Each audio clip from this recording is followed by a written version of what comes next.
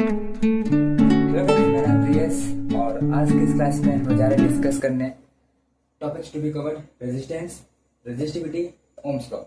तो आज के इस लेक्चर में हम लोग कवर करने जा रहे हैं रेजिस्टेंस, रेजिस्टिविटी, ओम्स लॉ। ये हम लोग का पे जो करंट इलेक्ट्रिसिटी का जो पार्ट 1 था, ये हम लोग का पार्ट 2 है, जिसमें हम लोग और अच्छे डिस्कस करेंगे कि रेजिस्टेंस क्या होता है, रेजिस्टिविटी क्या होता है और ओम्स लॉ क्या बोलता है हम लोग से। ठीक है, तो लेट्स गेट स्टार्ट। ठीक है, तो इसको शुरू करते हैं। Let's get started. ठीक है, चलिए शुरू करते हैं। रेजिस्टेंस, रेजिस्टिविटी, ओम्स लॉ, ये हम लोग का लेक्चर सेकंड है। बेसिकली करंट इलेक्ट्रिसिटी का पार्ट 2 है, बोल सकते हैं इस प्रकार से। ठीक है, इसमें आप कवर करने जा रही है। हम लोग का जो पार्ट 1 था उसमें आप कवर की थी करंट क्या होता है, चार्जेस क्या होते हैं, पोटेंशियल डिफरेंस क्या होता है, सेल्स क्या होते हैं, बैटरीज क्या होती है। और हाँ, उसमें भी हम लोग रेजिस्टेंस बताया है। जो हम लोग लेक्चर 1 इसका है, इस टॉपिक का जो हम लोग लेक्चर 1 बना हुआ है, उसमें भी वहाँ पे रेजिस्टेंस की बात की हुई है, रेजिस्टिविटी की बात की हुई है। लेकिन यहाँ पे अब अच्छे से डिस्कस करेंगे सेपरेट वीडियो बना करके। फिर इसका जो नेक्स्ट वीडियो आएगा वो सीरीज कॉम्बिनेशन और पैरेलल कॉम्बिनेशन रहेगा। तो आप इस तरह वीडियो का इंतजार करते रहिएगा, मैं यहाँ वीडियो अपलोड करता रहूँगा। ठीक है, चलिए शुरू करते हैं। तो चलिए शुरू करते हैं। हम लोग अपना टॉपिक उठाते हैं रेजिस्टेंस। रेजिस्टेंस को समझते हैं कि रेजिस्टेंस होता क्या है। What is the meaning of resistance? Resistance is basically the property of a conductor. Resistance is basically the property of a conductor by which it opposes the flow of current through it. I say resistance is the property of a conductor by which it opposes the flow of current through it. Okay, resistance is not only the property of conductor but also the property of every matter. Any matter like pen, marker, whiteboard, me, you. Okay, all the matter have some resistance.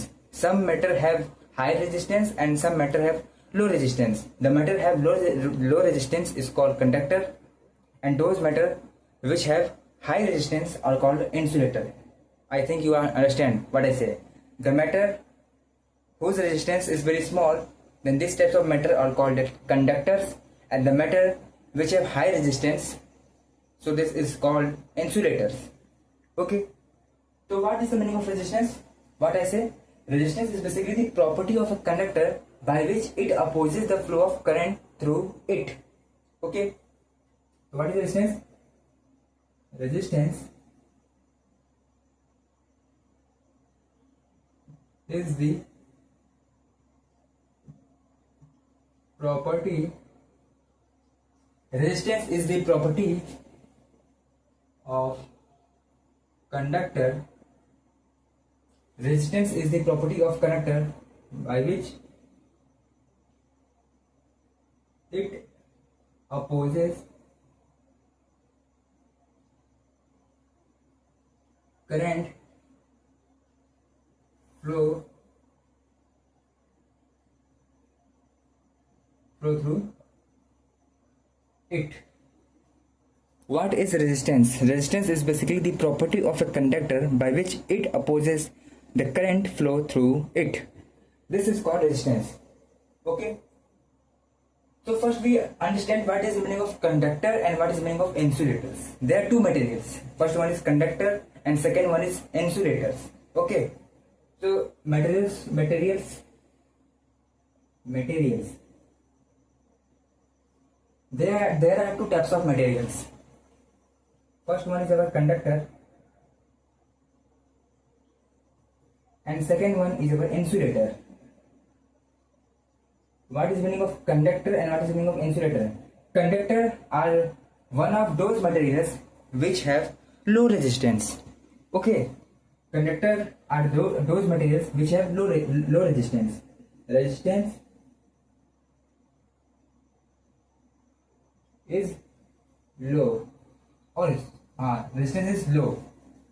Insulators are those materials which have high resistance.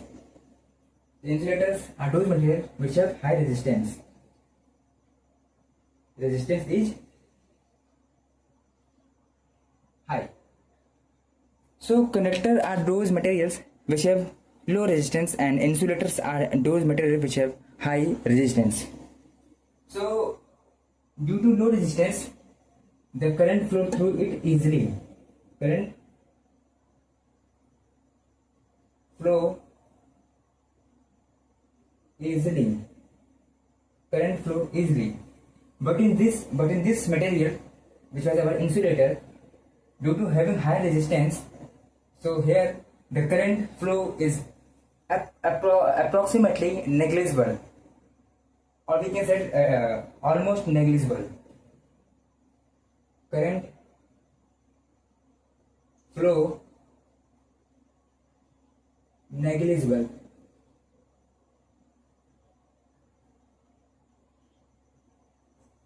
Okay, so there are two types of material based on the conductivity. First one is our conductor and second one is our insulators. What is the material? What is the conductor?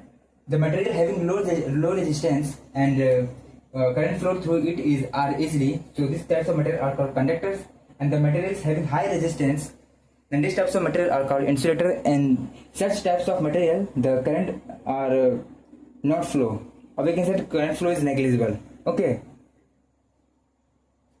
The conductor is also, we can say it metals. Conductor, we also inserted metals. This is also a metal. In other word, the conductor is also called metals, and insulators is also called non-metals.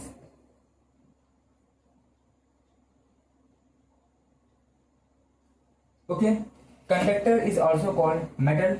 Conductor is also called metals, and insulator is also called non-metals. Okay, I hope you understand. So here we can see this the conductor which have low resistance and current is flow easily. We can say conductor is also known as metals and insulator is also known as non-metals, in which the current flow through it is negligible. Okay, so yes, this is our what is resistance.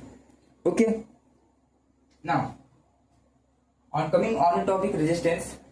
Resistance is basically the property of conductor by which it opposes current flow through it.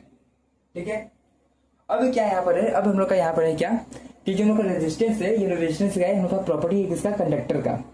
ठीक है, अभी चूंकि हम लोग पे क्या लिखा है कि प्रॉपर्टी है सिर्फ कंडक्टर का, ये सिर्फ कंडक्टर की प्रॉपर्टी नहीं है, ये लोग का यूनिवर्स में जितने भी मैटर्स हैं वो मैटर्स की प्रॉपर्टी है. जैसे कि एक चार्ज होता है प्रॉपर्टी, बताते हैं charge is intrinsic property. Charge is basically the intrinsic property of the matter. So similarly हम लोग को जो रेजिस्टेंस होता है वो हम लोग पे एक प्रॉपर्टी होता है मैटर का. हम लोग के पास भी रेजिस्टेंस है, इस मार्कर के पास भी रेजिस्टेंस है, हम लोग का जो वायर गया है उस वायर के पास भी रेजिस्टेंस है, ये जो हम लोग का वॉल है वॉल के पास भी रेजिस्टेंस है, आप जिस पे लिख रहे हैं वो उस पर भी रेजिस्टेंस है. ओके, हर चीज के पास रेजिस्टेंस है, मैटर तो रेजिस्टेंस है, लेकिन क्या है कुछ मटेरियल ऐसे हैं जिनके पास हाई रेजिस्टेंस है और कुछ मटेरियल ऐसे जिसमें लो रेजिस्टेंस है. जो मटेरियल के पास हाई रेजिस्टेंस है उसमें लोग करंट कम फ्लो करेगा या हो सकता है करंट फ्लो ही ना करे, जैसे कि इंसुलेटर्स. और कुछ मटेरियल्स ऐसे हैं जिनके पास रेजिस्टेंस है लेकिन कम है तो उनके अंदर से करंट फ्लो कर जाएगा, जैसे कि हम पे कंडक्टर्स. ओके, तो ये होता है रेजिस्टेंस. रेजिस्टेंस के बाद जैसे कि करंट को रोकता है, करंट को घटाता नहीं है, याद रखिएगा करंट को रोकता है. हम लोगों का जो रेजिस्टेंस होता है, रेजिस्टेंस कभी भी करंट को घटाता नहीं है, करंट को हमेशा रोकता है. हमेशा देखिएगा हम लोग को जो रेजिस्टेंस होता है वो पोटेंशियल खाता है. ऐसा अगर जनरल भाषा में याद रखेंगे तो हमेशा देखिएगा हम लोग को जो रेजिस्टेंस होता है वो हमेशा पोटेंशियल खाता है. Resistance always eat potential. ठीक है, रेजिस्टेंस कभी भी करंट को घटाता नहीं है, रेजिस्टेंस सिर्फ पोटेंशियल को ही घटाता है. ठीक है, पोटेंशियल खाता है. बढ़िया एकदम. अब समझते हैं कि रेजिस्टेंस को हम लोग कैसे क्या करते हैं. ठीक है, तो इसको मिटाते हैं और समझते हैं. हाँ, तो देखा जाए यहाँ पे जो रेजिस्टेंस होता है, अब मुझे पता करना है कि रेजिस्टेंस किस किस पे डिपेंड करता है. ठीक है, तो हम लोग जो रेजिस्टेंस होता है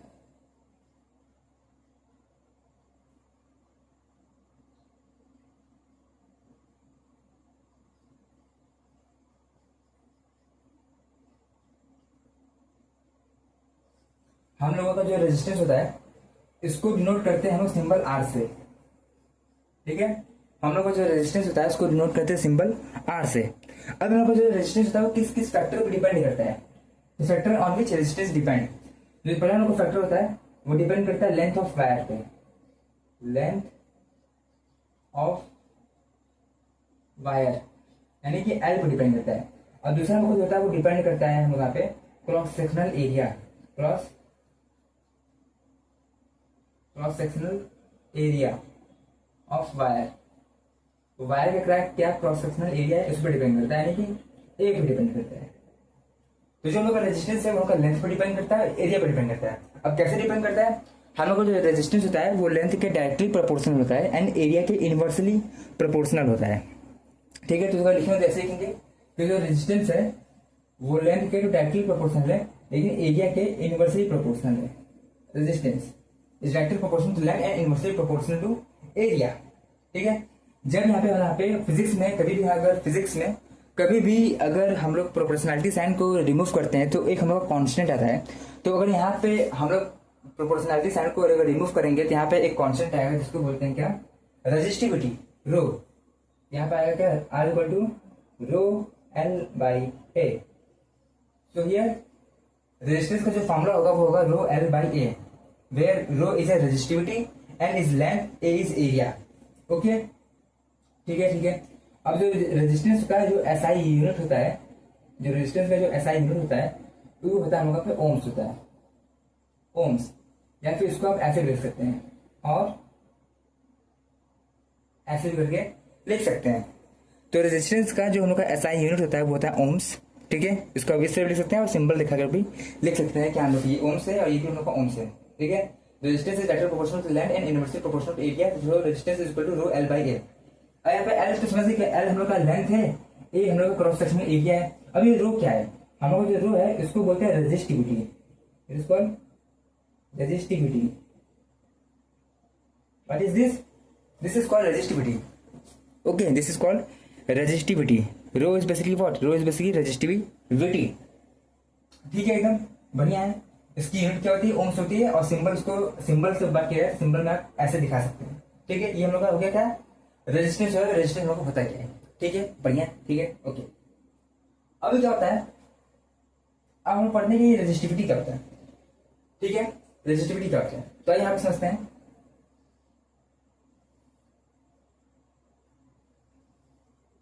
what is our resistivity, what is our rho, rho is what, basically rho is इसकी resistivity. Rho is what, rho is basically resistivity. ठीक है, रो क्या है, रो हम लोग का रेजिस्टिविटी है। ठीक है, अभी जो हम लोग का रो है, जैसे हम लोग का जो रेजिस्टेंस था वो लोग का लेंथ पर डिपेंड करता था और एरिया पर डिपेंड करता है।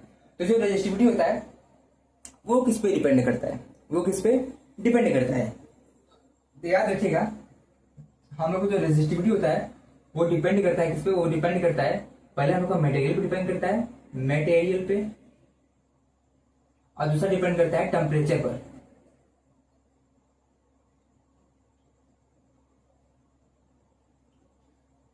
ध्यान रखिएगा हम लोग जो रेजिस्टिविटी होता है वो डिपेंड करता है मटेरियल पर और टेम्परेचर पर डिपेंड करता है। क्या करता है, डिपेंड करता है। ठीक है, डिपेंड करता है। तो resistivity is depend upon the material and temperature. Okay, material temperature पे। ठीक है, अगर मटेरियल सेम है तो रेजिस्टिविटी हम लोग का सेम होगा। ठीक है, लेकिन रेजिस्टेंस हो सकता है सेम भी हो और हो सकता है सेम ना भी हो, बिकॉज रेजिस्टेंस जो है वो डायमेंशन पर डिपेंड करता है। डायमेंशन यानी कि लेंथ और एरिया पर डिपेंड कर रहा है, लेकिन रेजिस्टिविटी जो है उनका मटेरियल और टेम्परेचर पर डिपेंड करता है। ठीक है, बढ़िया।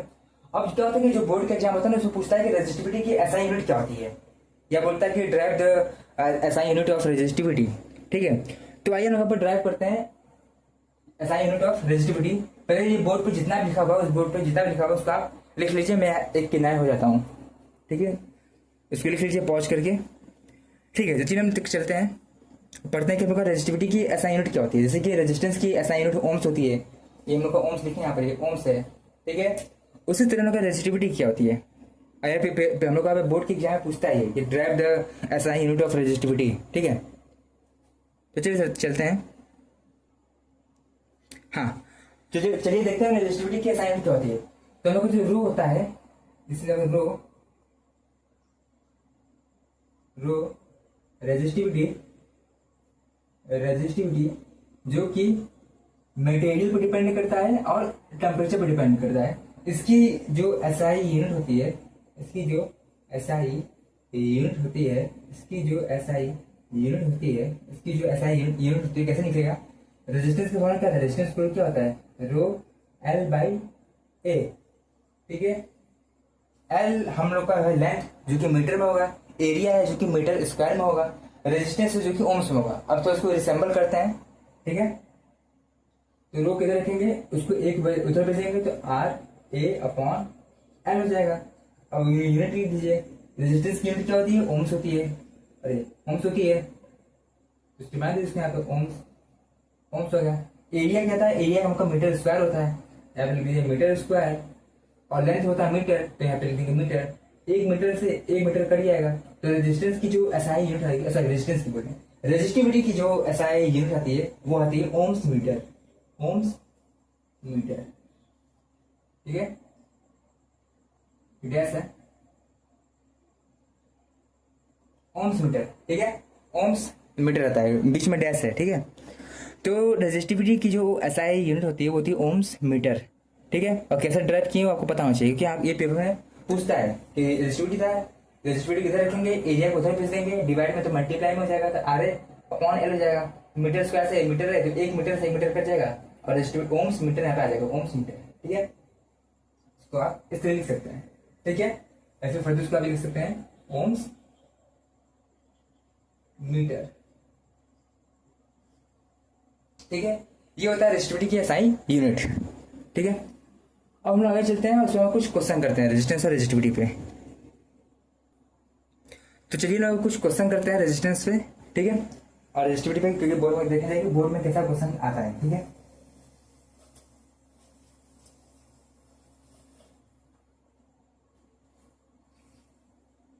ठीक है, हाँ।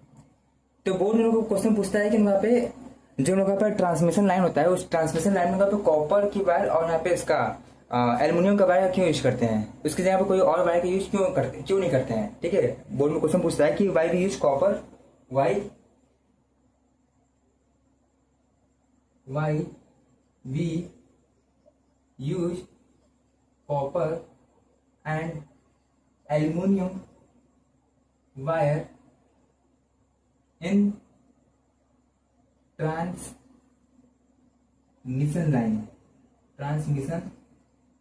लाइन।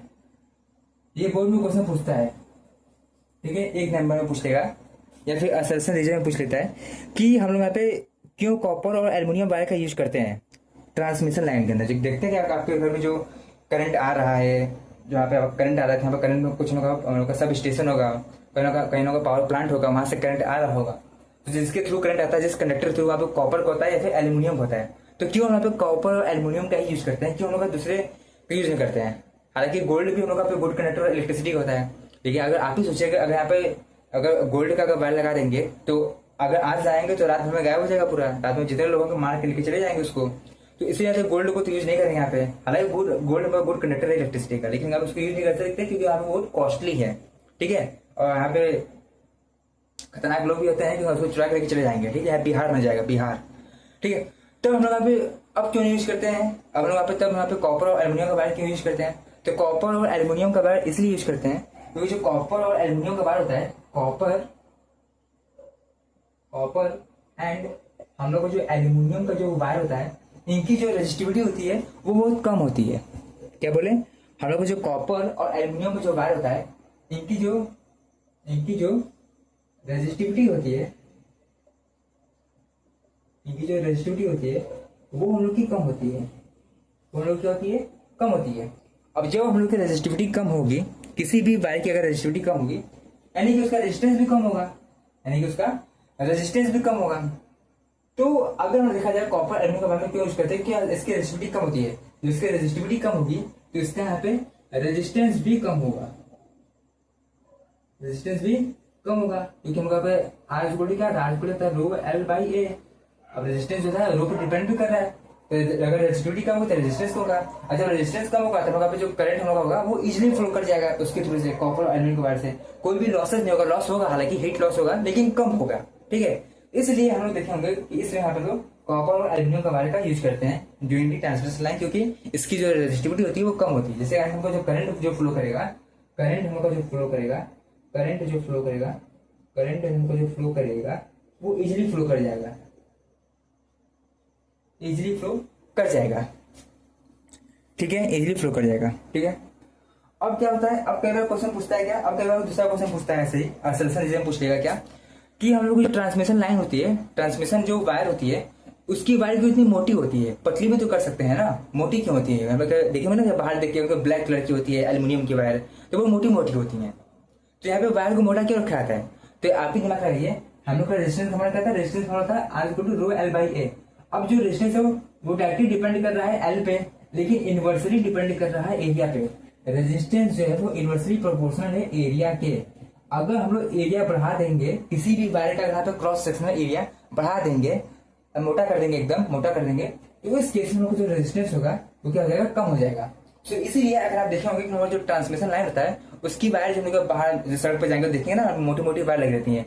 वो मोटी मोटी वायर इसलिए रहती है कि जितना ज्यादा एरिया होगा या जितना ज्यादा इसका क्रॉस सेक्शनल एरिया होगा वायर का, उतना कम होगा पे रेजिस्टेंस होगा, because resistance is inversely proportional to area. तो दैट्स व्हाई हम लोग का जो ट्रांसमिशन, हम लोग को जो वायर होती है वो लोग पे ठीक होती है, ठीक है, ठीक है, यानी मोटा, ठीक है, इसलिए हम लोग यहाँ पे मोटी होती है, ठीक है। तो यहाँ पे ऐसे ही क्वेश्चन पूछता है क्या, ठीक है भाई, एकदम ठीक है। तो भाई आगे चलते हैं हम लोग। हाँ, तो अभी हम लोग बात किए थे कि हम लोग जो रेजिस्टिविटी होती है वो रेजिस्टिविटी डिपेंड करता है मटेरियल पे और डिपेंड करता है टेम्परेचर पर। तो अगर पूछे कि हम लोग पे इंसुलेटर मेटल्स और एलॉय, इंसुलेटर मेटल्स और एलॉय सबसे सारी किसकी रेजिस्टिविटी है, तो आप क्या जवाब देंगे, ठीक है। यहाँ पे क्वेश्चन पूछता है, तो हम लोग जो रेजिस्टिविटी होती है, हम लोग जो रेजिस्टिविटी होती है वो सबसे आती होती है इंसुलेटर की। इंसुलेटर की जो रेजिस्टिविटी होती है इंसुलेटर सबसे अधिक जो होती है वो इंसुलेटर की होती है, उसके बाद एलॉय की होती है, उसके बाद मेटल्स की होती है। तो सबसे अधिक जो रेजिस्टिविटी होती है वो हम लोग की सबसे अधिक रेजिस्टिविटी इंसुलेटर्स की होती है, फिर एलॉय की, एंड देन मेटल्स की रेजिस्टिविटी होती है। बढ़िया एकदम, ठीक है। तो दूसरा पॉइंट क्या रखने बात है कि जो रेजिस्टिविटी था, एक तो मटेरियल पर डिपेंड करता है, अलग अलग मटेरियल की अलग अलग रेजिस्टिविटी होगी, अगर सेम मटेरियल तो रेजिस्टिविटी सेम होगा, ठीक है। अब दूसरा क्या था कि हम लोग को जो रेजिस्टिविटी था रो, ये मेरे को जो रो था, ये रो हम लोग डिपेंड कर रहा था टेम्परेचर पे। मतलब ये बंदा जो है दो चीज पे डिपेंड कर रहा है, एक तो मटेरियल पे डिपेंड कर रहा है, टेम्परेचर पे। टेम्परेचर पे कैसे डिपेंड करता है, अगर हम लोग टेम्परेचर बढ़ाते हैं, तो 3 कंडीशन होता है। अगर किसी भी मटेरियल में अगर टेम्परेचर बढ़ा रहे हैं तो हमें 3 कंडीशन वैलिड होगा। कौन सा कंडीशन होगा, डिपेंड करता है कि उनका मटेरियल कौन सा है। अगर हम लोग का मटेरियल कंडक्टर होगा तब क्या होगा, एलॉय होगा तब क्या होगा, और सेमी कंडक्टर होगा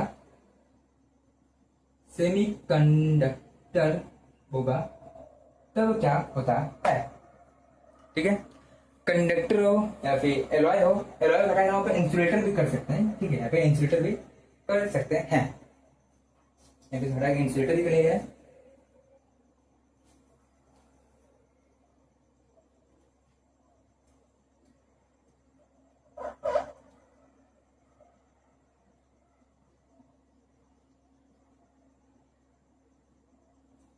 ठीक है, ओके। तो अगर हम लोग टेम्परेचर बढ़ाएंगे तो हम लोग का जो कंडक्टर होता है, कंडक्टर की रेजिस्टिविटी जो होती है वो बढ़ती है, ठीक है। हम लोग को कंडक्टर की रेजिस्टिविटी क्या होती है, बढ़ती है। सेमी कंडक्टर की जो कंडक्टिविटी है वो उनको डिक्रीज करती है, जब टेबल का मैटर, अगर हम लोग का कंडक्टर है और कंडक्टर में के लिए अगर टेम्परेचर बढ़ाएंगे तो उसकी रेजिस्टिविटी क्या होती है, बढ़ जाती है। और जब अगर रेजिस्टिविटी बढ़ जाएगी तो रेजिस्टेंस भी बढ़ जाएगा, इसका हम लोग का रेजिस्टेंस भी बढ़ जाता है, इसका यहाँ पे रेजिस्टेंस भी हम लोग का बढ़ जाता है। यहाँ पे क्या होता है कि यहाँ पे जो रेजिस्टेंस होता है ये घट जाता है, यहाँ पे रेजिस्टेंस क्या होता है, यहाँ पे ये घट जाता है, ठीक है। तो कंडक्टर हो गया, ठीक है। इंसुलेटर है, यहाँ पे इंसुलेटर हटा लो, एलॉय सही रहेगा, एलॉय ठीक है, एलॉय ठीक है। ये कंडक्टर हो गया, एलॉय हो गया, यहाँ पे सेमी कंडक्टर हो गया। तो जब कभी अगर टेम्परेचर बढ़ाते हैं तो उस केस में कंडक्टर की जो रेजिस्टिविटी होती है वो इंक्रीज करती है। अब जब अगर रेजिस्टिविटी इंक्रीज करेगी तो रेजिस्टेंस भी इंक्रीज करेगा, लेकिन जो सेमी कंडक्टर होती है इनकी जो रेजिस्टिविटी होती है वो डिक्रीज करती है, क्योंकि यहाँ पे इनका यहाँ पे लोग पे अगर रेजिस्टिविटी डिक्रीज करे तो यहाँ पे रेजिस्टेंस भी डिक्रीज करेगा, जैसा कि यहाँ पे व्हाइट बोर्ड पर दिखा है, आप देख सकते हैं। एलॉय में क्या होता है, एलॉय में क्या होता है ये हम लोग का थोड़ा ग्राफ होता है वो कांस्टेंट होता है, मतलब क्या होता है कि हम लोग का टेम्परेचर पर डिपेंड नहीं करते कुछ। हम लोग को एलॉय होते हैं, हम लोग का ये इनकी जो रेजिस्टिविटी होती है, एलॉय की जो रेजिस्टिविटी होती है वो टेम्परेचर पर डिपेंड नहीं करती है, ठीक है। हम लोग कुछ समय तक बढ़ता है थोड़ा कांस्टेंट रहता है, इसलिए बोलते हैं कि यहाँ पे इनकी जो रेजिस्टिविटी होती है, इनकी जो रेजिस्टिविटी होती है, एलॉय की जो रेजिस्टिविटी होती है वो नॉट वेरी विथ टेम्परेचर, ठीक है, not very with temperature, okay. तो जो एलॉय होते हैं इनकी जो रेजिस्टिविटी होती है वो वेरी नहीं करती है टेम्परेचर के साथ, ठीक है।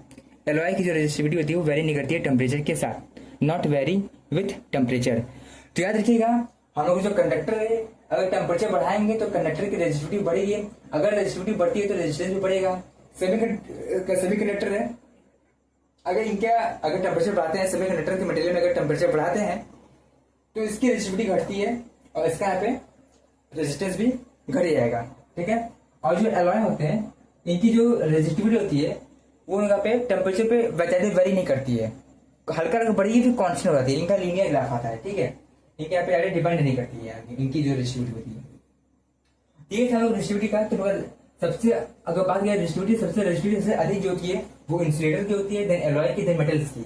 In terms of materials, in terms of temperature अगर कंडक्टर होगा तो इसकी रेजिस्टिविटी और रेजिस्टेंस बढ़ेगा, सेमी कंडक्टर होगा तो इसकी रेजिस्टिविटी और रेजिस्टेंस घटेगा टेम्परेचर बढ़ाने पे, और एलॉय होगा तो यहाँ पे ज्यादा फर्क नहीं पड़ता है। एलॉय का जैसे एग्जाम्पल होगा जैसे नाइक्रोम वायर हो गया, नाइक्रोम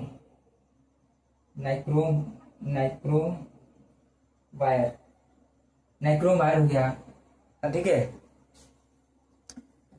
नाइक्रोम वायर हो गया हम लोग का पे, ठीक है।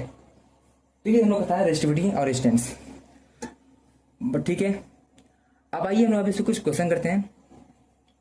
सबसे अधिक रेजिस्टिविटी इंसुलेटर की होगी, देन एलॉय, देन मेटल्स। 8 नंबर पे आप देख सकते हैं कैसे उनका वेरी कर रहा है, ठीक है। तो चलिए क्वेश्चन करते हैं, तो चलिए शुरू करते हैं क्वेश्चन अपना, ठीक है। क्वेश्चन करते हैं।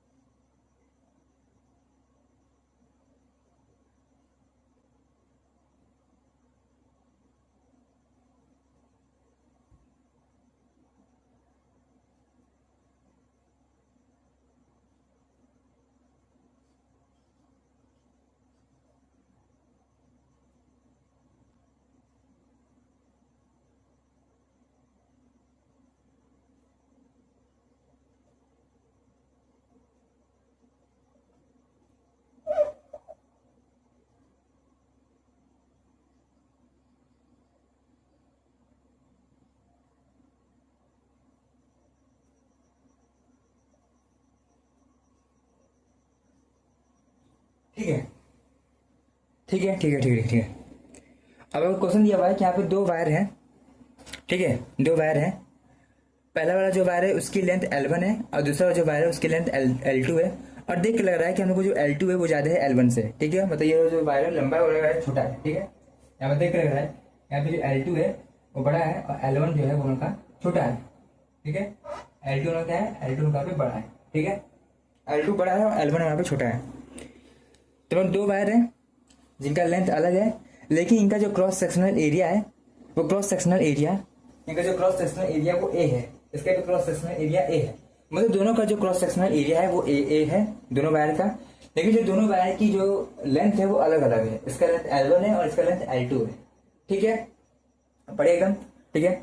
अब दोनों ही कॉपर वायर है, दोनों ही वहां पे कॉपर वायर है, ये भी कॉपर वायर है और ये भी कॉपर वायर है। अब क्वेश्चन समझिए, क्वेश्चन क्या है, ठीक है, क्वेश्चन समझिए क्या है। एमसीक्यू टाइप क्वेश्चन है, एमसीक्यू टाइप क्वेश्चन है। क्या क्वेश्चन बोल रहा है? ऑप्शन पहला क्या है, R1 is greater than R2 and ρ1 is greater than ρ2,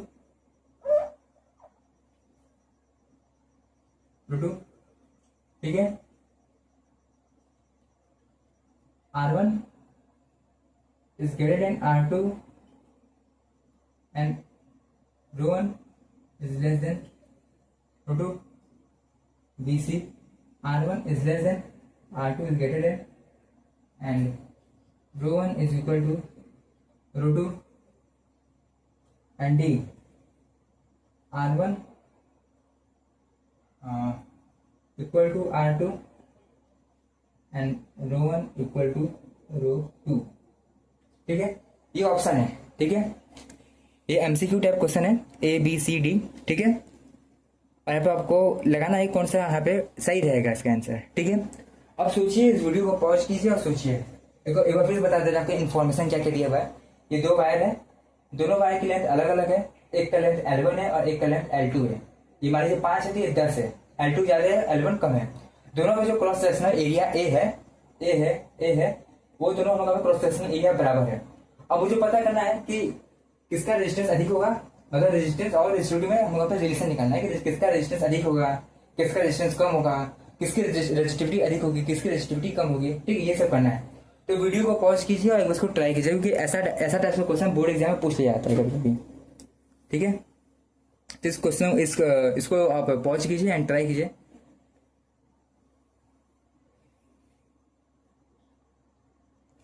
तो चलिए हम लोग बताते हैं कैसे होगा। ठीक है, आई होप आप ट्राई किए होंगे कौन सा ऑप्शन होगा। ठीक है, ठीक है, ठीक है, ठीक है, ठीक है।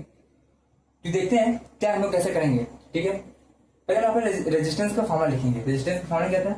रेजिस्टेंस का जो फॉर्मूला था वो था R equal to rho L upon A. R equal to rho L by A, R equal to rho L by A, this is the formula of resistance where R is resistance, rho is resistivity, L is length, A is area of cross section। ठीक है, okay. अब देखो यहाँ पे क्या है, यहाँ पे वायर के L1 या L2 है। अगर इस वायर का रेजिस्टेंस लिखेंगे, पहले वायर उसको बोलते रहे A, उसको बोलते रहे पहला वायर, उसको बोलते रहे दूसरा वायर। तो अगर पहले वायर का रेजिस्टेंस लिखेंगे तो कैसे लिखेंगे? यहाँ पे रेजिस्टेंस क्या है इसका? R1 है, R1 क्या लिखेंगे? R1 इसको लिखेंगे रो वन L, इसका लेंथ कितना है? L1 बटे इसका एरिया कितना है? A है।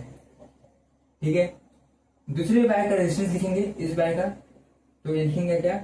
R2 है ना, R2 इक्वल टू इसका रेजिस्टिविटी कितना है? √2 है, √2।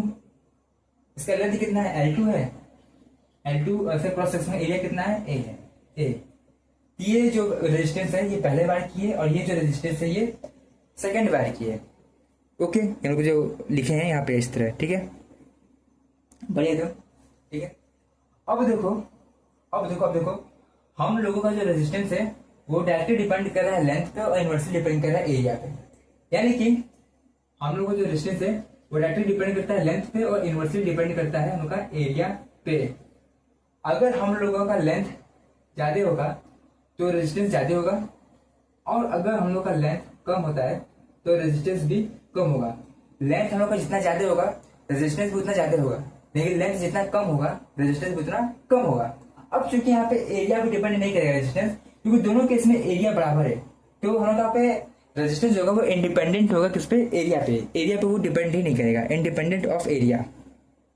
ठीक है, तो अगर ये कॉन्सेप्ट यहाँ लगाया जाए कि किसका रेजिस्टेंस ज्यादा होगा, तो जिसका लेंथ ज्यादा होगा उसका रेजिस्टेंस भी ज्यादा होगा। ठीक है, तो यहाँ पे लेंथ किसका ज्यादा है? लेंथ हम लोग का L2 ज्यादा है ना, ये देखो ये लेंथ L2 है। इस वायर का जो लेंथ है ज्यादा है और इस वायर का लेंथ हम लोग पे कम है, यानी हम लोग पे L2 जो है वो ज्यादा है L1 से। L2 ज्यादा है L1 से, और जिस वायर का लेंथ ज्यादा है उस वायर का रेजिस्टेंस भी ज्यादा होगा, यानी कि R2 इस वायर का रेजिस्टेंस ज्यादा होगा R1 से, तो R2 जो का ज्यादा होगा R1 से। ठीक है, R2 जो का ज्यादा होगा R1 से। ठीक है, R2 जो का ज्यादा होगा क्या? R2 जो का ज्यादा होगा किससे? R1 से। R2 जो का ज्यादा होगा R1 से। ठीक है, ओके ओके ओके। क्या दिख रहा है यहाँ पे आपको? R1 यहाँ पे R2, यहाँ पे R1 R2, यहाँ पे R2। देखिए यहाँ पे एक ही ऑप्शन में, यहाँ पे एक ऐसा ऑप्शन है, ऑप्शन सी है, जो कि दिख रहा है कि हम लोग यहाँ पे रेजिस्टेंस जो है R2 ज्यादा है R1 कम है, क्योंकि यहाँ पे R1 बोल रहा है ज्यादा है, यहाँ पे R1 बोल रहा है, यहाँ पे R1 R2 बोले तो R2 बोल रहा है, R2 चाहते हैं R1, यहाँ पे R1 और R2 बराबर, यहाँ पे ये नहीं हो सकता ये। ठीक है, यहाँ पे R2 is greater than R1। ठीक है, अब समझते हैं कि रेजिस्टिविटी कैसे निकालेंगे।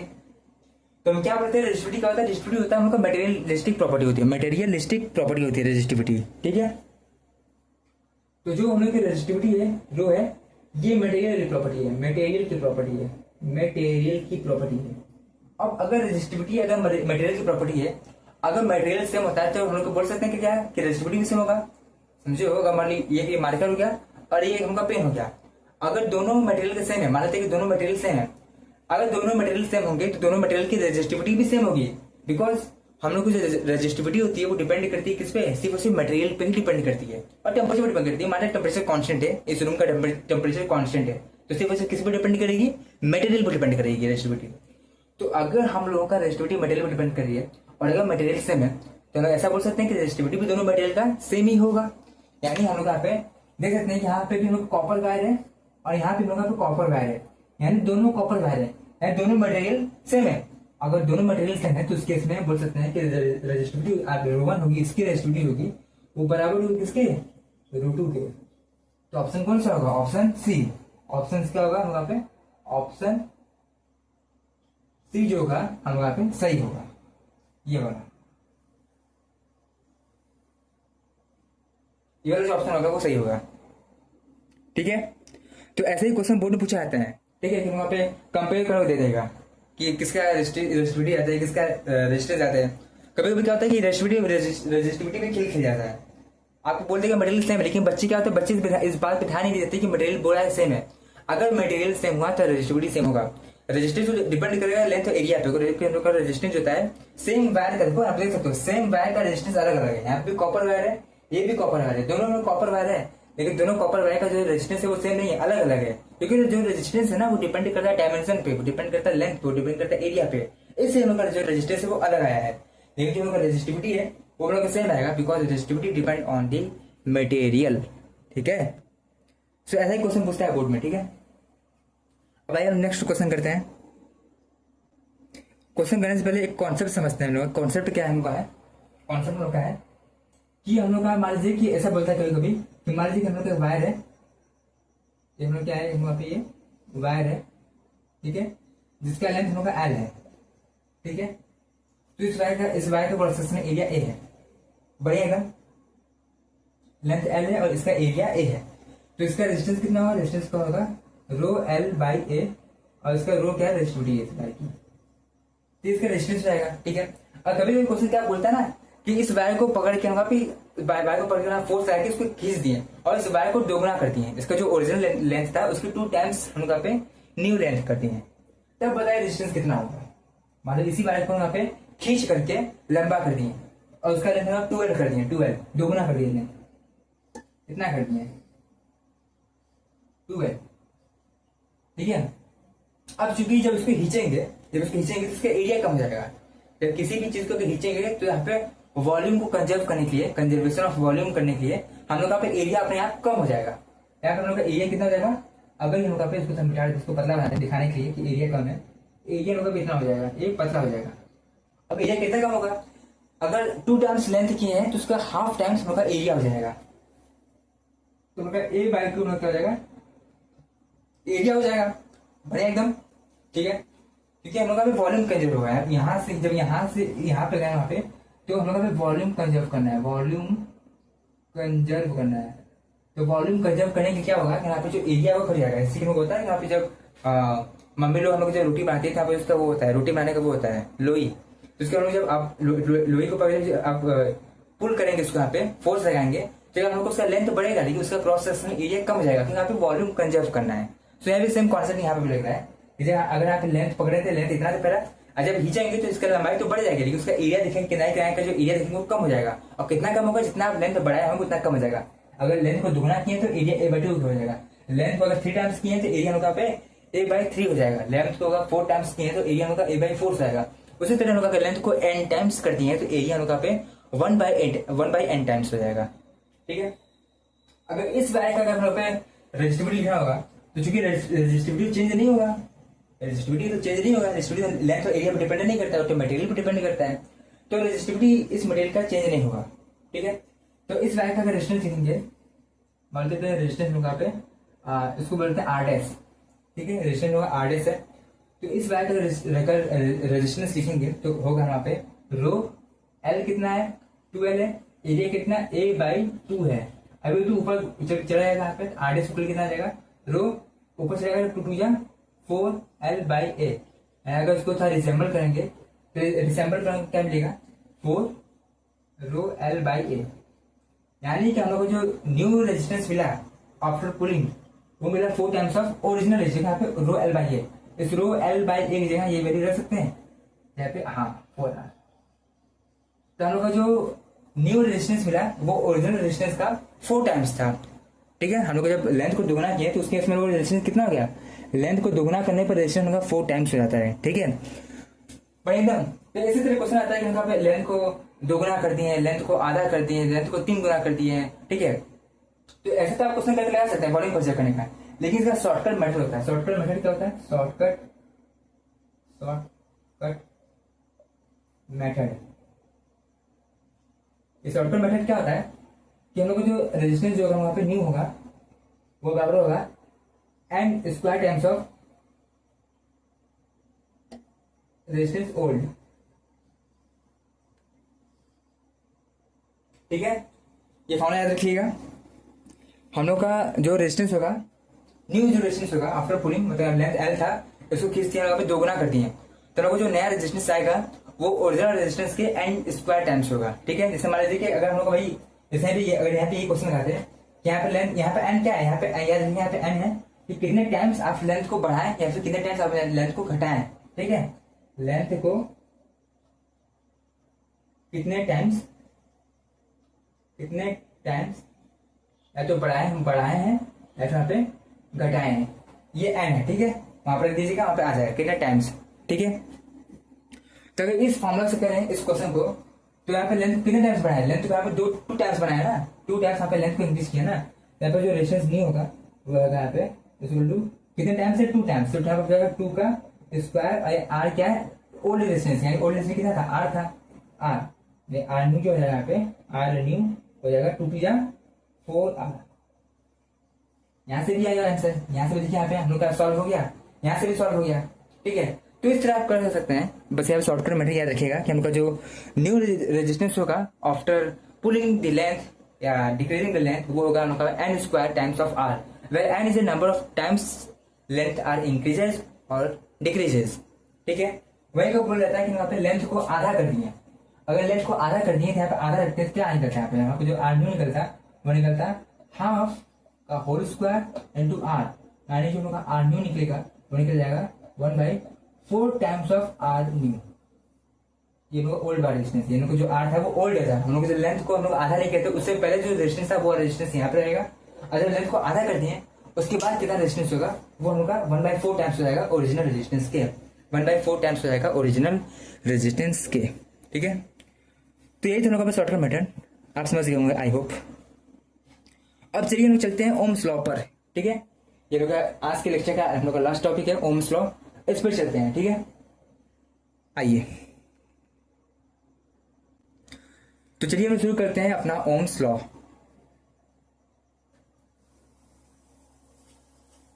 व्हाइट बोर्ड साफ कर दे रहे हैं। ठीक है, और पढ़ते हैं क्या, और पढ़ते हैं ओम्स लॉ।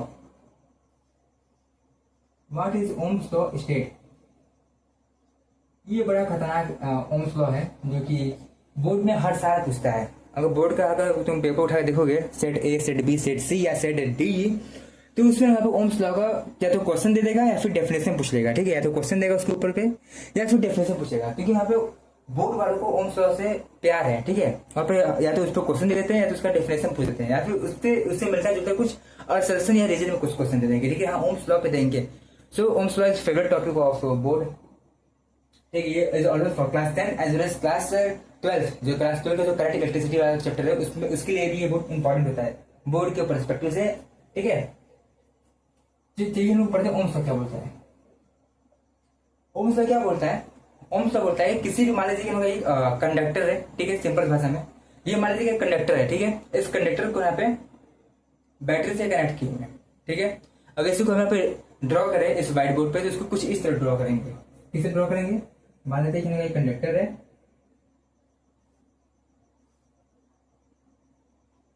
ठीक है, यहाँ क्या है, कंडक्टर है, बस कंडक्टर को कनेक्ट कर दिए हैं अपने एक बैटरी से। ठीक है। इस बैटरी का जो पोटेंशियल डिफरेंस है वो V है, यानी यहाँ पे V होगा, यहाँ पे 0 होगा। एक को V मान लेते हैं, एक हमें 0 मान लीजिए, ठीक है। ये प्लस पे है, ये माइनस पे है, यहाँ प्लस है, ये प्लस हो जाएगा, ये माइनस है तो इधर भी हम माइनस आएगा। ये प्लस तो plus plus plus plus, minus तो माइनस माइनस माइनस माइनस, ठीक है। और एक कंडक्टर है, ठीक है। इस तरह यहाँ पे ड्रॉ करिए डायग्राम को। कुछ कुछ बच्चों को डायग्राम को देख के डर जाएंगे, डरना नहीं है। यही हम लोग कंडक्टर है, ठीक है। इसी को बैटरी कनेक्ट कर दिए, ठीक है। जो बल्ब कनेक्टर है बच्चों में ना, वही हम लोग की चीज है यहाँ पर, ठीक है। ओम्स लॉ क्या बोलता है? ओम्स लॉ क्या बोलता है कि जो पोटेंशियल डिफरेंस होगा इसके एंड के क्रॉस, पोटेंशियल डिफरेंस होगा इस कंडक्टर के एंड के क्रॉस, वो डायरेक्टली प्रोपोर्शनल होगा करंट फ्लो थ्रू इट। क्या बोला क्या बोला क्या बोला? हम लोग जो ओम्स लॉ था वो ये बताता है कि हम लोग पे किसी भी कंडक्टर के क्रॉस हम लोगों का जो पोटेंशियल डिफरेंस होगा वो डायरेक्टली प्रोपोर्शनल होगा करंट के, जो इसके अंदर से करंट फ्लो कर रहा है उससे। यानी कि अगर हम लोग पोटेंशियल बढ़ाते हैं तो करंट बढ़ेगा, पोटेंशियल बढ़ाएंगे तो करंट बढ़ेगा, पोटेंशियल बढ़ाएंगे तो करंट बढ़ेगा। ओम्स लॉ सिंपल से बोलता है कि हम लोग पोटेंशियल बढ़ाते हैं तो हम लोग का करंट बढ़ता है, लेकिन एक कंडीशन हम लोग पे देता है। कंडीशन क्या देता है? एट कांस्टेंट या एट कांस्टेंट टेम्परेचर। टेम्परेचर हम लोग कांस्टेंट होना चाहिए, टेम्परेचर रिमेन सेम, टेम्परेचर हम लोग का चेंज नहीं होना चाहिए जब ये हम लोग एक्सपेरिमेंट कर रहे हैं तो यही बोलते हैं ओम्स लॉ। अगर उसको अंग्रेजी की भाषा में लिखा जाए, जो डेफिनेशन उसको बोलते हैं अंग्रेजी की भाषा में, तो क्या इसका मतलब होगा? ओम्स क्या होता है कि Ohm's law states that it states that potential difference across conductor, it states that potential difference across conductor is directly proportional to the current flow through it. Current. It states that the potential difference across the ends of conductor, यहाँ पे across, यहाँ पे end लिख दीजिए, यहाँ पे across the end, across the ends, यहाँ पे across के बाद end है, ठीक है। थोड़ा बढ़िया अच्छा लगेगा दिखने में। across the ends of the conductor, end मतलब किनारा, end यानी किनारा, ठीक है। ends of the conductor is directly proportional to the current flow through it, current flow through it। तो ओम्स लॉ क्या बोलता है कि अगर हम लोग किसी भी कंडक्टर के एंड्स के अक्रॉस अगर पोटेंशियल डिफरेंस को बढ़ाते हैं तो हम लोग का इसके अंदर से जो फ्लो करेगा करंट वो भी बढ़ जाएगा, but provided temperature remains same, ठीक है। बढ़िया एकदम। तो ओम्स लॉ क्या बोलता है? ओम्स लॉ बोलता है it states that the potential difference across the ends of the conductor, across the end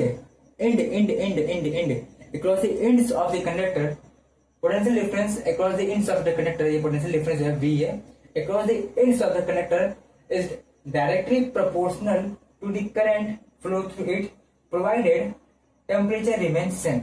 temperature हम लोग का रिमेन सेम होना चाहिए। अगर टेम्परेचर हम लोग का सेम नहीं होगा तो यहाँ पे तुम पोटेंशियल बढ़ा होगा तो करंट हम लोग का बढ़ेगा नहीं, ठीक है। अगर टेम्परेचर सेम है तो अगर पोटेंशियल बढ़ाते हैं तो करंट बढ़ता है।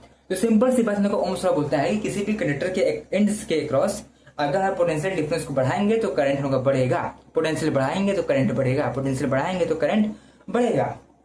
कब बढ़ेगा? जहाँ पे टेम्परेचर रिमेन्स सेम, ठीक है।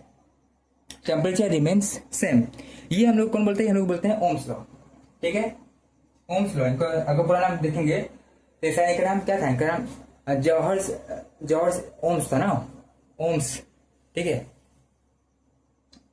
जॉर्ज ओम्स ये नाम था इनका शायद, ठीक है। तो ये हम लोग बोलते हैं ओम्स लॉ। तो अगर इसको लिखेंगे इस तरह कि क्या बोलते हैं कि जो हम लोग का पोटेंशियल डिफरेंस होगा V वो डायरेक्टली प्रोपोर्शनल होगा करंट I के।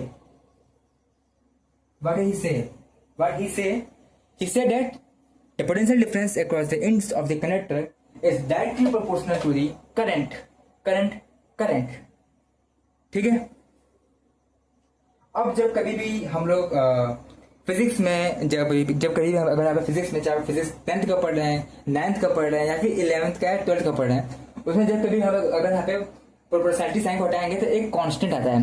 जो कभी भी यहाँ पे प्रोपोर्शनलिटी साइन, इस साइन को बोलते हैं क्या, ये जो अल्फा दिख रहा है, अल्फा दिख रहा है, इसको बोलते हैं प्रोपोर्शनलिटी साइन। इसको जब कभी भी यहाँ पे रिमूव करते हैं तो एक यहाँ पे कांस्टेंट आएगा। यहाँ पे कांस्टेंट क्या आता है, यहाँ पे जो कांस्टेंट आएगा इक्वल टू, यहाँ पे जो कांस्टेंट आता है वो आता है हम लोग का R I, equal to R I. ये हम लोग का बड़ा फेमस है, फेमस है, फेमस, प्रसिद्ध, जिसको बोलते हैं प्रसिद्ध ना, ये वो इक्वेशन है। ठीक है। तो v इक्वल टू क्या है, v इक्वल टू हो जाएगा आई आर, इसको लिखते हैं v equal to I R. ठीक है। v equal to I are.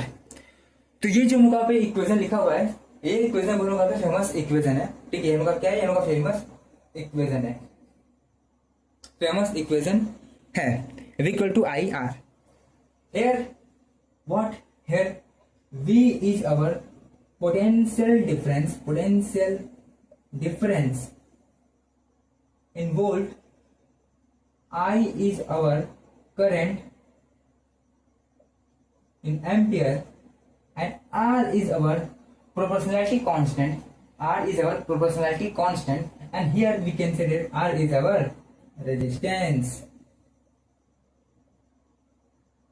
जो यहाँ पे पीछे पड़ के है रेजिस्टेंस ना, वो रेजिस्टेंस यहाँ से डिस्कवर हुआ है। जो पीछे हम लोग पढ़ के आए, हमको बोलते हैं ना कि रेजिस्टेंस यहाँ पे मैटर की या कंडक्टर की प्रॉपर्टी होती है, जिससे जो कि करंट को रोकता है उसके कंडक्टर के अंदर से फ्लो करने से। ठीक है। तो ये रेजिस्टेंस है, रेजिस्टेंस कहाँ से, रेजिस्टेंस यहाँ से डिस्कवर हुआ, यहाँ से, जहाँ पे जब प्रोपोर्शनलिटी साइन हटाए ना, तो यहाँ से हम लोग का रेजिस्टेंस आ रहा है। ठीक है। तो R is resistance in ohms. ठीक है। तो यार v is equal to I R, equal to I R. This is what Ohm's law stated। ठीक है। Equal to I R. ठीक है। ठीक है। अगर रेजिस्टेंस कैसे जानेंगे तो रेजिस्टेंस इक्वल टू क्या आएगा, रेजिस्टेंस इक्वल हो जाएगा क्या, V बटे आई। ठीक है। रेजिस्टेंस इक्वल टू क्या हो जाएगा, रेजिस्टेंस इक्वल हो जाएगा V अपॉन आई। और यहां से देखने को मिल रहा है कि जितना अधिक हम लोग का रेजिस्टेंस होगा उतना कम होगा करंट होगा, जितना अधिक रेजिस्टेंस होगा उतना करंट कम करंट होगा। ठीक है। यहां से एक और चीज देखने को मिल रहा है क्या, यहाँ से एक और चीज देखने को मिल रहा है कि यहाँ पे जो रेजिस्टेंस है वो डायरेक्टली प्रोपोर्शनल है पोटेंशियल के एंड इनवर्सली प्रोपोर्शनल है करंट के। यहाँ से ये देखने को मिल रहा है कि हम लोग को जो रेजिस्टेंस है, एक तो हम लोग को जो रेजिस्टेंस है वो लेंथ पे डिपेंड करता है, एरिया पे डिपेंड करता है। और यहाँ पे देखिए क्या यहाँ पे देखने को मिल रहा है कि यहाँ पे जो रेजिस्टेंस है वो एक तो पोटेंशियल पे डिपेंड कर रहा है, या एक दूसरा पे करंट पे डिपेंड कर रहा है।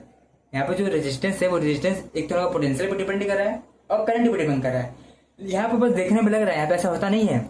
नोट माय पॉइंट, यहाँ पे नोट कर लिखिएगा, जो रेजिस्टेंस होता है वो सिर्फ वायर के लेंथ पे डिपेंड करता है और वायर की क्रॉस सेक्शनल एरिया पे डिपेंड करता है। ओम्स लॉ के अकॉर्डिंग आपको देखने को मिलेगा कि हमको जो आर है वो R equal to V by I है, यानी हमको जो रेजिस्टेंस है वो डायरेक्टली प्रोपोर्शनल पोटेंशियल के इनवर्सली प्रोपोर्शनल करंट के।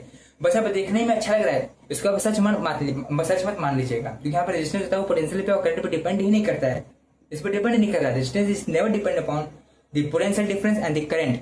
The resistance is only depend on the length of wire and cross sectional area of the wire। ठीक है। तो यार देखिए यहाँ पर रेजिस्टेंस है, यहाँ पे देख रहा हूँ, बस यहाँ पे इक्वेशन बना दिए हैं, यहाँ पे आ गया यहाँ पे। देखिए ऐसा होता नहीं है। ठीक है। Resistance is not depend on potential and not depend upon current. Resistance is always depend upon length and area. ठीक है। Okay okay okay. और यहाँ पे एक फेमस ग्राफ भी आता है, उस ग्राफ को भी देख लेते हैं। हाँ, तो चलिए ग्राफ को देख लेते हैं क्या है। ग्राफ क्या होता है, ग्राफ हम बनाते हैं, graph graph graph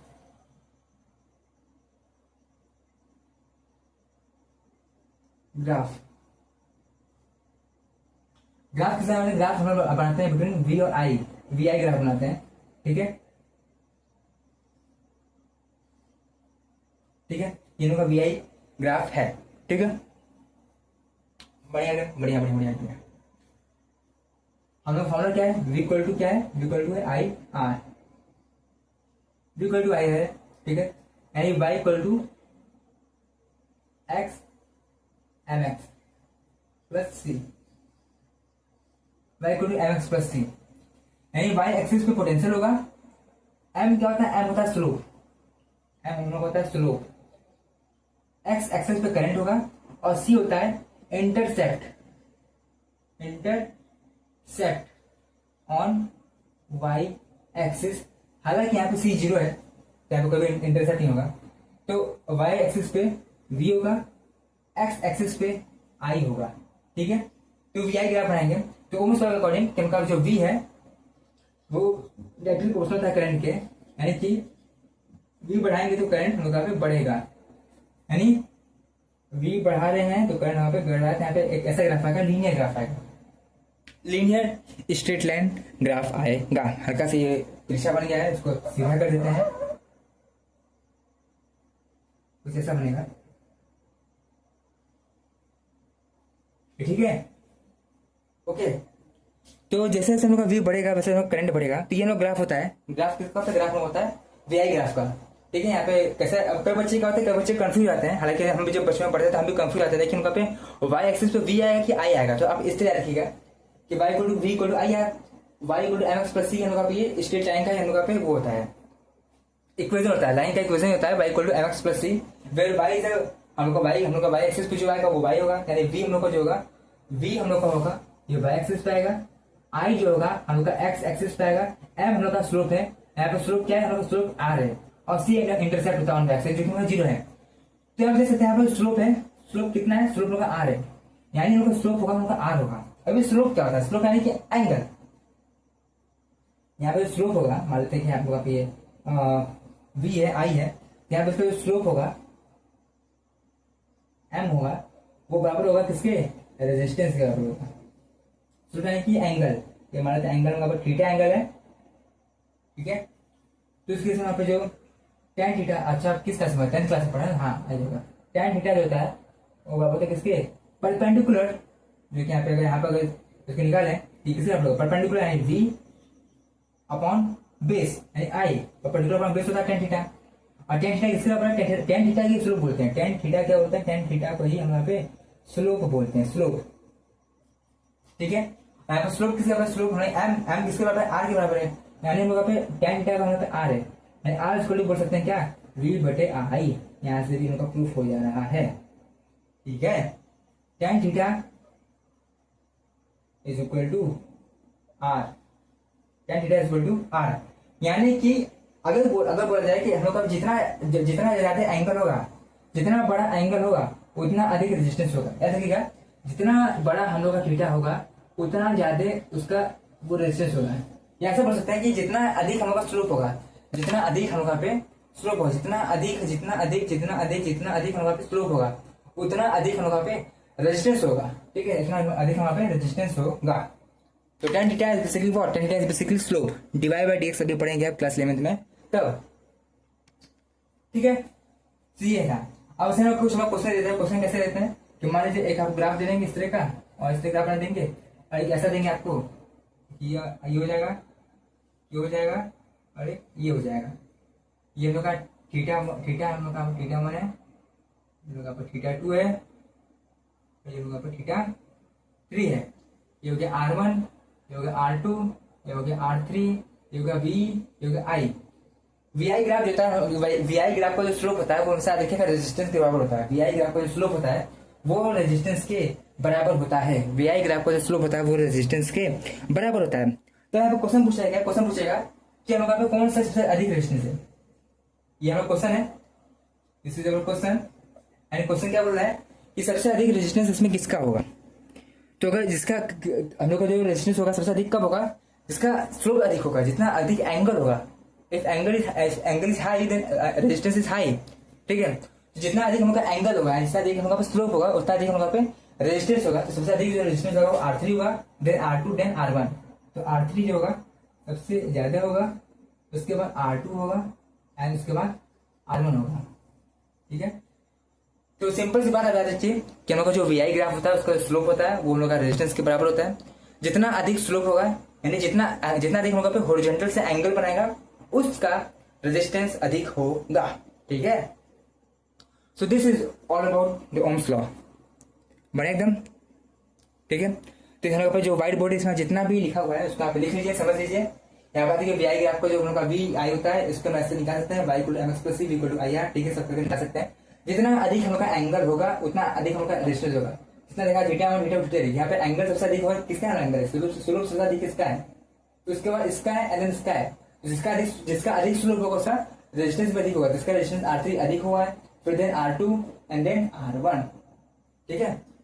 so yes, ये थे हम लोग यहाँ पे टॉपिक्स कवर का पूरा लेक्चर, जो इसमें इस लेक्चर में कवर किया कि रेजिस्टेंस क्या होता है, रेजिस्टिविटी क्या होता है, रेजिस्टेंस किस पर डिपेंड करता है, रेजिस्टिविटी किस पर डिपेंड करता है, उस पर कुछ क्वेश्चन जाने हैं, फिर शॉर्टकट मेथड जाना है एन स्क्वायर आर वाला। उसके बाद ओम्स लॉ पढ़े कि ओम्स लॉ क्या होता है, ठीक है। बी बढ़ाएंगे तो आई बढ़ेगा, टेम्परेचर कांस्टेंट होना चाहिए, टेम्परेचर क्या है, मिटार नहीं रहता है, टेम्परेचर प्रोवाइडेड, टेम्परेचर सेम या रिमेन सेम, ठीक है। तो बस आज के इस लेक्चर में इतना ही, 1 घंटे का अप्रोक्सीमेटली लेक्चर हो चुका है। तो बस आज के लेक्चर में इतना ही, तब तक ये मिलते हैं किसी नए लेक्चर में किसी नए टॉपिक के साथ में, तब तक टेक केयर, गुड बाय, जय श्री कृष्णा, राधे राधे।